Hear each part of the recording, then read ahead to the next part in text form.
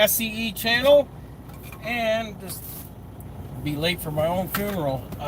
Running around here trying to pull articles up for reference over here on my tablet. Overdrive has the results of the MATS 2025. It's kind of like a paid wall type thing where I have to put an email in and it goes to my phone, so I can't get it up on the tablet. So we're just gonna talk about it here the best that I can. I watched the awards ceremony yesterday morning around 10 a.m. So before we get started, if you could like, comment, and subscribe to the channel. As you know, we're trying to facilitate the growth of this channel and work on getting it out there. Of course, I don't do any crazy thumbnail like you see these real estate agents. They'll throw up big fire explosions and stuff for, you know, to get you to clickbait, and I don't do that. And I figured if you want to come here, I'm only giving you the straight up truth, and I'm not trying to hoodwink anyone. But let's see. It's Sunday. I'm here at the Walmart in Somerset, PA. Puts me just about half hour or less away from my first delivery tomorrow. It's a light week. Also, before we continue on, remember, when we get to 1,000 subscriber, I am going to mail out through my detailing company a pail from Jack's Wax full of auto detailing stuff, whether it's for your semi, automobile, but just a complimentary to say thank you, and to give you a leg up and a start to keeping your vehicle clean, or semi. So just keep that in mind to help get the channel to grow and move along, and hopefully bigger and better things will come along as we surpass that mark and go forward from there. So last week wrapped up, you know, basically the first quarter of the first full quarter of this year, and we knew there's some changes coming up in the second quarter. I expect a slowdown going forward. The last few weeks I've been either coming back and doing a second run, or I've been going out with a pretty heavy load, and it's keeping me out, you know, 5 days, almost 6 days. But for the most part, this week trailer's less than half full, and I'm 6 stops in, and I'll probably pretty much have most of that done tomorrow, other than maybe one stop I'll do on Tuesday morning, then head back. So with that said, I am gonna take that opportunity of the slowdown and move forward with our businesses. I actually spent Friday and yesterday working on, I've already got some auto detailing moving forward with, just slide this over. I've got some auto detailing already scheduled going forward here into May with RV and other jazz. So and then of course on the computer and other business entities I have within the internet world. So enough that, you know, like I said, I'm going to take advantage of any of the slow time to then cash flow off businesses we're building. And it's kind of comical to see that a lot of people, they put all their eggs in a basket on their W-2 job.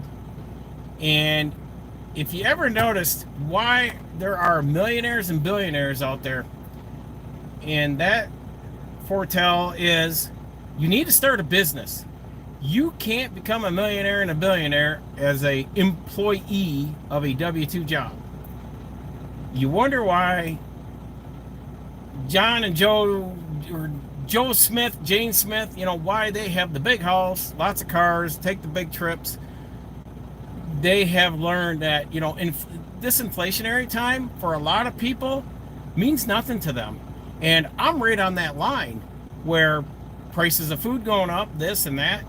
We have paid off, you know, 6 figures plus of debt since 2018, and we're still moving forward. We're knocking down debt. And I told my wife, I said, this morning when I got up and left for work, I said, the only thing that's keeping me in this truck pushing as hard as I do is banknotes. You take away the banknotes, I would be pulling back, probably just do my route and go home and not really jump in on other routes. You know, and when I say big no, I'm also talking about my mortgage. We have a house mortgage, and I am definitely I don't want none of that. And I hear people over the years, you know, financing cars and this and that. Well, that's the American way. That's what you do in America. No, that's the bullshit system they have sold you a lie on, to take a loan out in their banking system. You know, this whole government, you know, and their banks and the government entwined in healthcare and, of course, in logistics. We have been sold a bill of lies, and I'm just working to get out of their system, be out of their system, and be my own entity. Never relying on the government, never relying on the banks. So that's my rant for today. The one thing I noticed, the FMCSA, which is, God forbid, a shit show of a government agency to set policies and regulations on us truck drivers. And I think there's days when their heads are up their ass, because none of these guys have ever seen the inside of a truck, let alone a truck stop, shipper, receiver, anything to do with this industry. And there's just these textbook morons, that Poindexters, that they put in, you know, into office to tell us what they think is best for us. And the biggest hot topic right now has been the FMCSA had a booth there, and I'm going to be looking over here and reading the article. But I have to say thanks to Alex over at Mother Trucking News that he brought this forward, and then I looked into it. Basically, there's two people. James Ellison was one of them from FMCSA, and I give kudos to Mr. Pugh there. He is the VP of OOIDA, Owner Operators Independent Drivers Association. They said with him going to Washington, D.C., just before Matt's kicked off the Mid-American Truck Show, that made a statement there of what we need out here for drivers, and taking the fact that Trump did say that for every regulation that FMCSA puts out there, they're going to take 10 away. So the FMCSA in their article said they are going to articulate very cautiously what they throw out there, because they know they're going to give up 10. So Chief Counsel Jesse Ellison acknowledged that during the live issues, you know, the Q&A there on the floor, and there were some people getting really heated up there, of the non-domiciled CDLs and English proficiency of these drivers. Arkansas has made the top news on that by saying they're going to check proficiency. Now, they said the FMCSA does not have agents to go out and do this. This is up to, and it's not the state police, but it's the highway patrol. They said they're breaking this stuff down.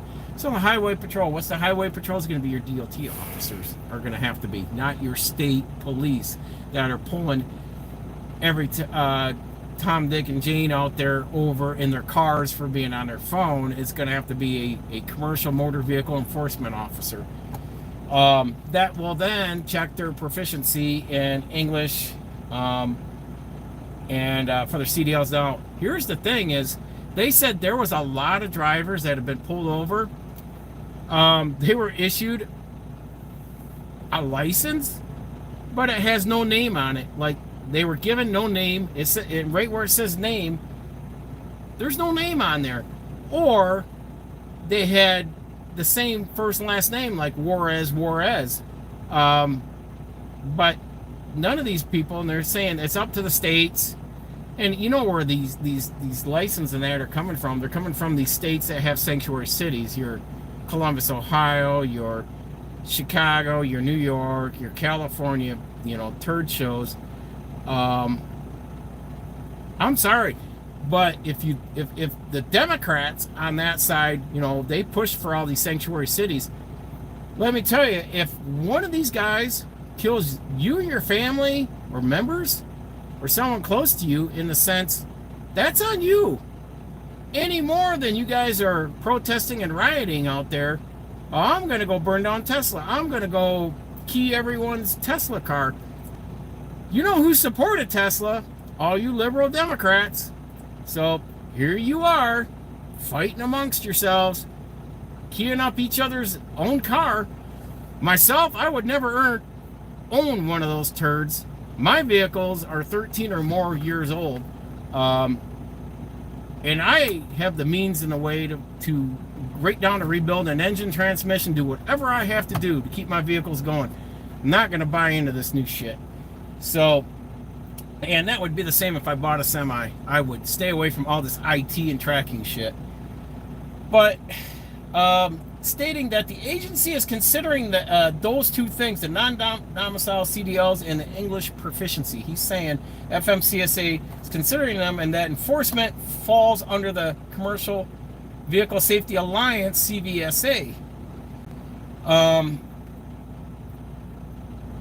So Mr. Ellison, Jesse Ellison, he is, chief counsel of the FMCSA, but he questioned about the agency's priorities under the second Trump administration, including issues related to the English proficiency and non-domicile. The FMCSA enforces the regulation that drivers must be able to read and speak English sufficiently to converse with the public, understand the traffic signs, respond to official inquiries, and make entries on reports. So they must be able to read, write, and do everything and function like any other person, as like my white privilege ass, as everyone says. Ellison acknowledged that enforcement ultimately falls to the CVSA, which is the where did that just go? Commercial Vehicle Safety Alliance, not the FMCSA agents. So therefore, the Highway Patrol, the DOT officers per state. So audience members challenged the assertion that drivers failing to meet English proficiency requirements are not consistently placed out of service, which Ellis conceded remains a unresolved issue. Again, to put them out of service is at the state level, and it's not the state police, it is the Highway Patrol, which is deemed the commercial motor vehicle, the DOT officer, the ones assigned to motor carrier duties. So there's, like, I'm from Michigan. I know when there's a DOT officer, because on his Tahoe, it will say commercial motor vehicle enforcement. And then there can just be nothing there on the side, and that's just regular state police, or there's canine police, or there's emergency response state police. So it just depends. They have them all marked. As in, like, I want to say it's Ohio. Ohio has their DOT officers will be not in a Dodge Charger, but they will be in a white Tahoe, this plain white with the blue state police insignia on the side, and that's a DOT officer. So just know that now they can put them out of service. So Ellison acknowledged the issue of the non-domiciled CODs, particularly those issued to individuals who may not be domiciled in the state where they are, issued. So they may be issued in a state but not domiciled there. That's why the CDL became implemented back in 1990. And I'll give you a little backstory, and this is from my experience in my old age. And that is, commercial motor, they wanted to network, because back in the 60s, 70s, and 80s, what the outlaw driving was, and there was a lot of outlaw driving. I did it myself in the 90s. I'm going to tell you, I know how to do it. And given the opportunity, I'd do it again. So that's just me. But the outlaw driving is, you just ran. And there's some YouTube channels, and if Tommy looks in on this from Trucking Unfiltered, he'd see there was a channel that said, yeah, my drivers run 35 to 4,500 miles a week. When that statement came out, I'm like, you're fucking doing that so illegal. There's no way you're doing it legal. I'm sorry, but you're you got to remember, your paper logbook, if you're running that, it better be usually about 5 miles at or below the posted speed limit that you're traveling in. Because I'm going to tell you, you better look at how fast is your logbook driving.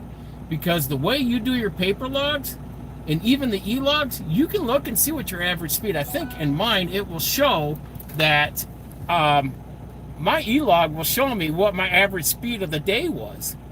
And I had to turn all this notification crap off because nobody seems to understand.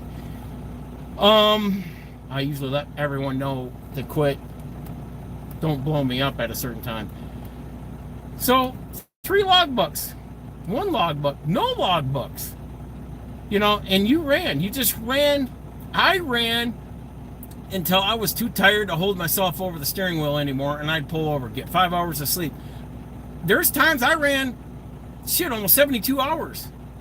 No, you can't do that. It's illegal. Yeah, no shit. That's why it was called outlaw driving. Because you did things illegal to make 4,500 miles, and I know what 4,500 miles takes to make, and you're not going to do it legally. And unless you get a permit or grant or something, you know, to run that way. But to run it week in and week out, you're absolutely cooking the books. And you're running paper logs because you can't do it on an ELD. You will not do that on an ELD week in and week out. So, not on electronic recording device. Paper logs you can. And to that guy, I say, yeah. And this was just a YouTube channel. I started seeing shit, and I just like, this is long before he got called out on reaction videos. And I'm just like, man, this guy's full of fucking shit and hot air. And that's why I put that video out about following smaller channels who show you the proper etiquettes of strapping and loading your load, whether on a flatbed, reefer, dry van, what have you, how to properly securement of your load, pre-trip in your truck, post-trip in your truck, understanding your equipment when something is making it, you know, out of sync, you know, out of whack, noise and all that, that you have the feel of your vehicle to where, you know, whether you got for me, I got belt squealing still, and it was written up. So I guess when I throw a belt or seize a pulley, then that's on the shop or the company that owns these trucks that we lease them from. But yeah, there was a lot of poor morals and ethics that were going on with that channel that I just like, I can't follow that crap anymore. I did a lot of illegal stuff in the 80s and 90s driving truck, and I'm not saying drugs. I'm just saying the way we drove. You know, it was nothing to go home, sleep 3 hours, get back in the truck, and we'd run 16, 18, 20 hours a day. It was not uncommon to do that. We did it. It wasn't until the 2000s and going forward when I stepped out of driving that the regulations ramped up, and regulations really got noosed around the whole industry. Now, what he was saying about getting a license issued in a state they're not domiciled, the CDL was brought in 1990, and I grandfathered in, and that was basically to network all that, because in the 60s, 70s, and 80s, there was outlaw drivers. They would, let's say, get enough tickets in one state, they'd lose their license. So if they were driving from, say, like me, from Michigan across to Texas, and I got a few tickets in Missouri, or I'll say Michigan, my home state, well then I would just go to the next state, Indiana or Missouri or somewhere, and obtain a driver's license, a chauffeur's license back then. Obtain a chauffeur's license, and I'd have a license for that state. Make up an address, boom, there you go. And there was drivers, and I've heard the old boys even saying when I was a kid, there was drivers that would carry 5 different driver's licenses issued from 5 different states. So the CDL came in and said, nope, pick one, that's where your domicile is, and that's where you got to lock it in, because now The CDL allows the DOT officer to be able to network in and see everything nationwide. So you are now being more or less, they got you, with the CDL compared to the old days. That's why I said I grew up in the wrong era. I should have been born like 1930. So I could have came up through the 50s, 60s, 70s, 80s. Yeah, it was rougher times, but damn, you got away with a lot more compared to what you got now.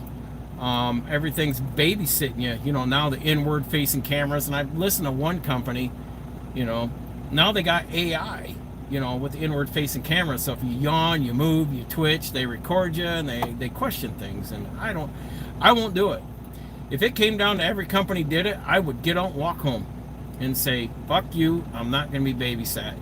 And that would be the time, I'm just going to hang it up. But that was the reason why the CDL came in, because too many guys found loopholes. And you will always find ways to loophole everything. It takes a little bit longer than others.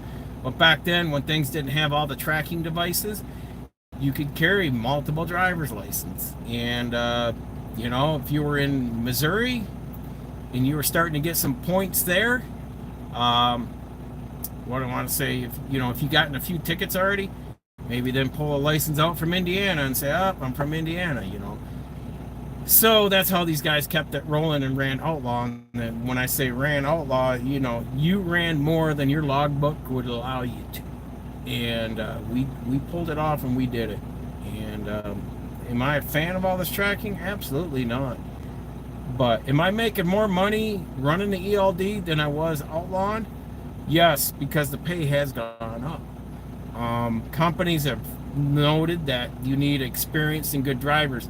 You can throw any of these Poindexters through a truck driving school, but I'm telling you, a lot of these guys can't think outside the box. They can't think with common sense. They can't look ahead at the road of anticipation to see something maybe coming and adjust for it or anything. They just like tunnel vision, go down the road, and that's just how they live their lives. They got to be told what to do, when to do it, and how to do it, and it's ridiculous. I don't know. The free will of thinking on your own, and critical thinking, and doing your own research and understanding and obtaining more knowledge, which builds your experience, that's gone right out the wayside. So yeah, that's the whole non-domicile. You point out that CDLs are issued in the state, at the state level, not by the FMCSA, and push back against claims that asylum seekers are receiving CDLs without proper vetting. They're still not vetted very well, I'm sorry to say, but a lot of these people that got shoved into these sanctuary cities, they never got vetted right. I'm sorry, but you can bring in some made-up documentation out of some grid papers, grade school notebook, and make shit up, and they're just gonna, they're gonna believe it. So FMC's role for regulating, providing safety oversight of commercial motor vehicles. They're just giving a summary of what theirs is. The agency has developed and issued standards for state testing and licensing of CDL holders. The Office of the Chief Counsel renders legal services and provides legal policy and direction to all FMCSA headquarters and field offices. IDA's perspective. That's the Owner-Operators Independent Drivers Association. They are the shakers and movers. They're the ones that you really got to stand behind. ATA, I wouldn't give them the time of day, because everyone that's in the ATA on the board are all your mega carriers. Your Swift, your Knight, your Snyder, JB Hunt, all these billion, multi-million dollar companies. They're the ones in there, and they're the ones pushing to set the agenda that's going to benefit their companies to profit, and not us, the drivers, whether we want to get into our own, getting our own authority and starting our own business, owning our own truck, and so on and so forth. These are the people that push back on that, because it threatens their way of making a profit. Yet you look at, most of their drivers make dick squat as far as a shit show for pay. And I wouldn't touch those companies with a 10-foot pole. as far as driving for them. I think they're just the only good fleet company out there. Um, you know, the unions there with the UPS, but I've never played in the union. I can pretty much kick a door in and speak for myself. I don't need a steward to go and speak for me. But if you want to be a union guy, be a union guy. UPS is good, but non-union, a good fleet company.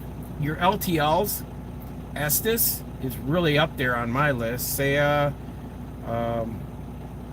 know, a lot of your local LTLs. Walmart has a great private fleet, and they pay their drivers very well.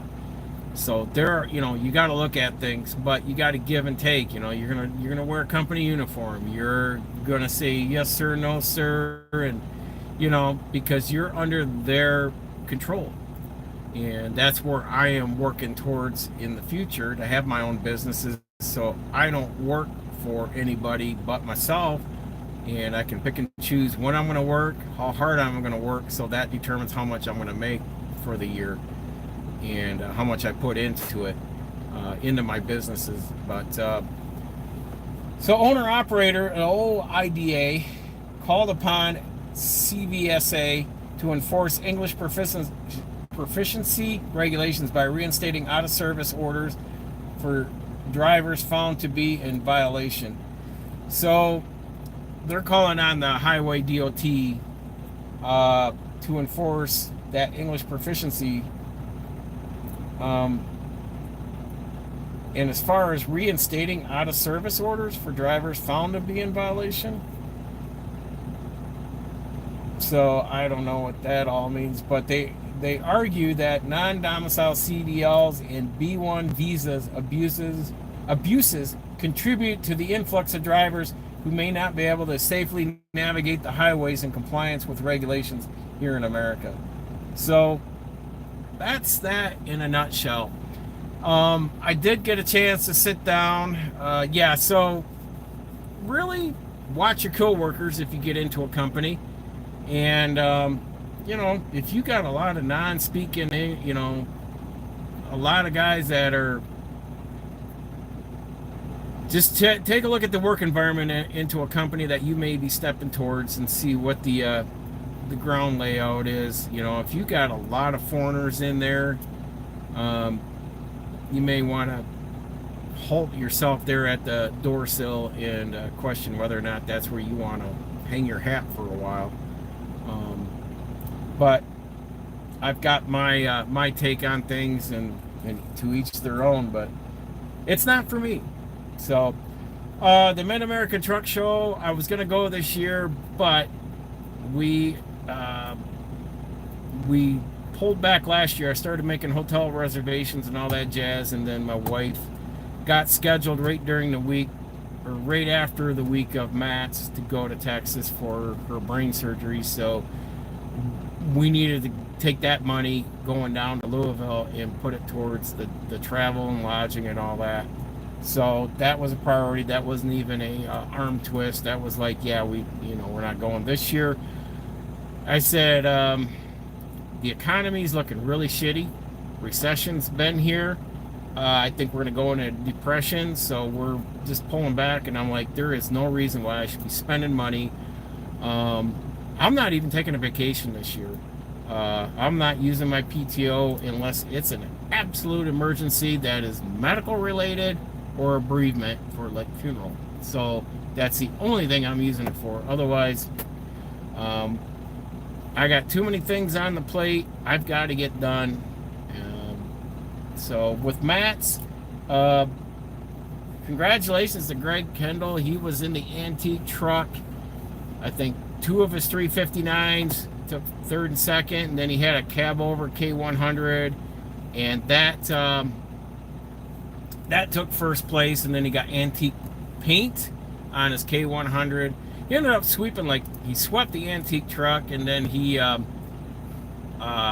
2 more, so he took out 5. And I have to say congrats to these guys, because these guys, owning multiple trucks and putting the time and the manpower in to make these things look like new again, especially when they're 30, 40, 50 years old or more. That's total respect. I told the wife, I said, at one point or another, either next year or the year after, I said, I want to get the mats. I want to see it. Um, you know, before things get so fucking chaotic in this country, that, you know, we may not be able to get to go to shows like that anymore. I really think there's going to be worse times to come. And what that may entail, I don't know. I told the wife, I said, you know, the way this country's trying to drive itself prior to Trump getting in, I said, I wouldn't put it past. We're almost like we're going back to old Soviet Union, where we're going to almost have to have passports to go from state to state. So unless we, you know, a lot of these Gen Zs and millennials get off their, you know, soapy fat ass and start standing up for the constitutional rights, but instead of being, you know, relying on the government to hold their hand and give them a pacifier to suck on while they're in the damn safe space. But I said I definitely want to get the mats in the next year or two. So this year we're just tightening our belts. Plus we got some expenses coming up, and we just, you know, like I said, we had to take a look at the landscape of what we spent, what needs to get paid, and what, you know, there's a couple big things coming up that we have to pay, and we pay everything cash. So we don't take loans out anymore. I said, I don't care if it's down to a vehicle. I think it's hilarious that there's a lot of these ass monkeys out there that'll spend, you know, 80, 100 plus $1,000 for a truck or a car, you know, and fool and his money will soon part. And when these people, especially like a quarter mile from me, is a bunch of folks that, you know, they've taken farmland. That's all it was, is dairy farmland around me. And the farmers didn't have a generation to hand it down to, so they sold off their property to developers, who then, you know, brought in and investors, and brought in developers to build out these subdivisions or cul-de-sacs. And so yeah, 3-story houses, 3-car garages, new vehicles in the driveway, and I'm just sitting back. I'm waiting for the foreclosures to come up in the next year or two, and I'm just gonna laugh, because I'm gonna be watching people just like, fuck my life, oh my god, everybody's being unfair, they're foreclosing and taking my house, the repo man took my car. You know, if that right there will show me who's financially stupid to be so over leveraged. And the way I look at things is, we should own a car and a house off one income. So if there's a 2 income in that household, you should not use both incomes to leverage up on a house. It should be one income. So if one of you gets sick, as like my wife did, she lost her job paying more than I was making when I worked the hospital. She worked right down the road from me. When I worked the hospital, she was executive assistant director of mass transit there in Saginaw, Michigan. So she was making good money. I was making good money. You know, we were looking at just taking our incomes and buying a house then, which would have been 2012. And then at the end of 2012, she had medical issues, ended up in a wheelchair going into 2013, and lost her job, and the income was gone, so everything fell back on me. So from that point on, I said, you know, we first and foremost are fiscally responsible, so we are never over leveraged. Bank wise, I can buy food, and I'm not in there. Boy, I'll tell you what's the landscape when you go grocery shopping and you look at the landscape of everyone's faces, and there's days I go in there, you know, each week when I go in there to shop for the house and the truck here, and you'll see people either disgruntled, just pushing their carts aggressively around, and then some are just laxy-daisy. But going grocery shopping, and I see it on the social media platforms, you know, the price of eggs, price of gas, price of this, price of that. It's like, well, I can tell you what, if you're tooting your horn out there on all that, that tells me one thing. You've got all your discretionary money in stupid ass shit.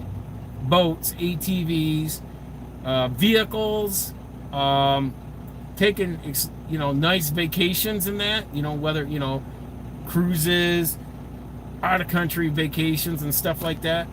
You know what? I'm not going to feel sorry for you. And if you end up fucking homeless out there in a cardboard box or a tent, that's on you. That is on you. Because you put yourself there, not the government. You. So it's your responsibility when you sign the bank notes and sign for the credit cards, and when you get leveraged up so past your means that you can't cover anything anymore, then you're out there on social media wanting everyone to have a pity party for you. So I'll laugh at your face all day, say you're just a fucking idiot. So that's just the way I feel. So be smart with what you do day in and day out. You need to live with little. This is these are first world problems that everyone's facing right now. Everything you're losing because of this recession, because of this downturn, is not a necessity. The only necessities you need is shelter in place, a decent place. You don't need a big extravagant place. Tommy said this at Trucking Unfiltered, and it's funny because the wife and I have been saying this for years. We can live in an RV. We have an RV. We had a 40-foot RV built in 2018, custom built for my wife's disabilities. And if needed, I could sell my house tomorrow, live in that, move to a sunnier state and get out of the winter months, and we'd be out of debt. Once, if we took that house off our back, I would be 99.9% out of debt. And from there, I could just live simple. I don't need a lot of shit. And all you need is water, food, clothes, and shelter. That's all you need in the world. To stay warm, stay healthy, and have shelter for hot summer days to adverse weather. And everything else, that's just a first world problem. So, having fancy phones, clothes, cars, big houses, that's just a first world problem. And if this country falters and people lose their ass on that shit, I'm just going to cheer and clap and say, you deserved it. So, that's my take. Matt's was a good showing. I really enjoyed it. I saw Troy Massey get up there and win again on another build. The build off, there was some good old boys out of West Virginia, one out of Wisconsin, and I forget where the other one was out of. But the build offs was great, and I really enjoyed those guys to see what they could do in a short amount of time, and their creative design of bringing a truck together from nothing to something. And those are the ones I'd like to see, and hopefully get down there here shortly, within the next couple of years. So that's on YouTube. I knew YouTube was going to blow up and it started last weekend, the weekend before, and Throttle Power and Big Rig Videos were the two channels I watched to keep up on the live streaming every day of everything going on at Matt's. So if you want to, get in there and see the awards banquet on Saturday morning, but also all the light show of the trucks at night when they're lit up, and of course interviews with owners of trucks and what they've done to their trucks, and in part, get some insight on that. Those were some good channels. I took some time while I was home Friday and Saturday. Kind of wasn't getting much productivity done doing that, but I enjoyed it. So anyhow, folks, stay safe, continue educating yourself. Knowledge is learned, not taught. And thanks for checking in on the live, and we will see you all here in the next video.